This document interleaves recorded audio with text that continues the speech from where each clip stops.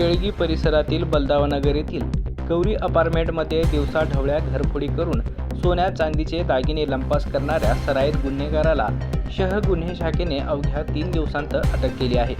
चोरीतील 37 ग्राम सोन्याचे, 40 ग्राम चांदीचे दागिने तसेच घरफोडीसाठी वापरलेले कटावणी असा एकूण 2,08,200 रुपयांचा मुद्देमाल जप्त केला। चोरट्याने 24 ते 26 जून दरम्यान बंद घराचे कुलूप तोडून कपाटातील दागिने चोरून नेले होते।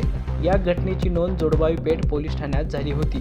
पोलीस आयुक्त एम राजकुमार, पोलीस उपायुक्त डॉक्टर अश्विनी पाटील आणि सहाय्यक पोलीस आयुक्त दिलीप पवार यांनी तपासाचे आदेश दिले होते। वरिष्ठ पोलीस निरीक्षक अरविंद माने यांच्या मार्गदर्शनाखाली पोलीस उपनिरीक्षक मनोज मोरे यांच्या पथकाने सुमारे 200 CCTV फुटेजची तपासणी केली। आरोपी हर्षद गुलाब पवार वय 32 राहणार पिरंगुट जिल्हा पुणे यास मार्केट यार्ड परिसरातून ताब्यात घेतले। त्याने गुन्ह्याची कबुलीही दिली। ही कारवाई पोलीस आयुक्त एम राजकुमार, उपायुक्त डॉक्टर अश्विनी पाटील, सहाय्यक पोलीस आयुक्त दिलीप पवार आणि वरिष्ठ पोलीस निरीक्षक अरविंद माने यांच्या मार्गदर्शनाखाली पार पडली।